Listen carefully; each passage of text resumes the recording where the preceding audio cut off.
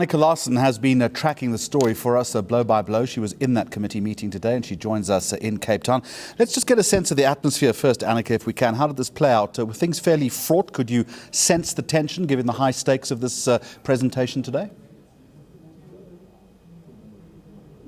Certainly, Jeremy, at the beginning of the Portfolio Committee meeting, Brian Molefe and Ben Ngubane, it felt as if they were very much on the defensive. And this later changed to Brian Molefe when I questioned him afterwards, saying, in fact, National Treasury and Eskom have a very good relationship. The Treasury is a department of integrity, and the Finance Minister is the right person for the job and someone that he highly respects. And if there were any tensions between SOEs, and certainly that's been the narrative, did he agree with that? He said, no, absolutely not. It's all been a big misunderstanding. And when I listened to our lead story about future growth pulling out loans amid concerns of government parastatals, parastatals fighting amongst themselves, this narrative and how the mixed messages came across today certainly makes sense. Started off very defensive. Brian Molefe is saying, please don't listen to the lies. Ben Ngubane is saying, very indignant, saying, I've served this country long enough. I don't need to defend myself like this. And Brian Molefe going so far as to say quite churlishly, perhaps Treasury itself has been captured by the Guptas, and then completely changing later on as the Portfolio Committee began winding up. Let's get to the Guptas in just a moment, but at the start of proceedings today, Annika, I'm not sure if I've got this 100% right, but were members of the ANC trying to stop proceedings, not wanting questioning to be confined to anything but that annual report? Poor man, he tried very hard to prevent any questions being asked that weren't in direct relation, and he must have felt slightly thrown under the bus because Brian Molefe, after much objection from members of the opposition MPs, part of the committee, said, Brian Molefe stood up and said, you know what, I actually want to answer these questions. These are important questions. They're about every single person in this country, and they have a right to actually know what's going on at the power utility. It serves all of us, and I'm here and I'm ready to answer any questions that you'd like asked about the Gupta and the Tegeta deal.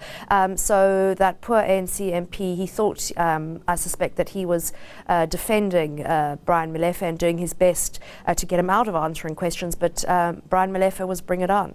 Then, of course, the Guptas would dominate proceedings for some time, and Brian Molefe defending his position fairly vigorously in terms of his relationship. That's right. I mean, he was asked time and time again by almost every member of the Portfolio Committee to lay his cards on the table and explain exactly what his relationship is with the Gupta family and President Jacob Zuma, and a UDM MP actually saying, do you think you should be head of Eskom considering you have a close relationship with President Jacob Zuma and the Guptas? Brian Molefe didn't go as far as to say that he had a relationship with the Guptas or an intense friendship. He described them as being very nice people who you would chat to at functions and on the golf course. And then he went on to describe Jacob Zuma as being a lovely old man who loves to crack jokes and loves to talk about rural issues and cattle and dung and building houses out of dung. He sort of tried to make light of the question, but MPs felt that he was being slightly evasive. And then when it came to business dealings with Tegeta and any other Gupta-owned business, he said, unless you blacklist the Gupta-owned businesses, you have to provide reasons if you want to blacklist, and I see no reason. They haven't been hauled before the Hawks. They've never been investigated for any crime. They haven't been charged with anything. Why shouldn't I do business with the Guptas? And just very quickly, Annika, no load shedding for a year, said Brian Molefe. Ben Ngubane, the chairman, in fact saying financially, economically, Eskom has stabilised.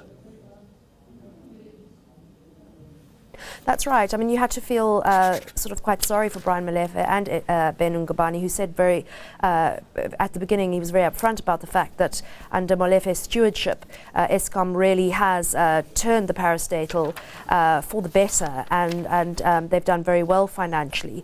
No more load shedding in the foreseeable future, he hopes. He's really hoping that load shedding is something of the past, but there is more energy because fewer and fewer, there's less demand, which means that fewer companies are needing as much electricity, because they've either found electricity, other alternatives, or they've pulled their business away from using Eskom.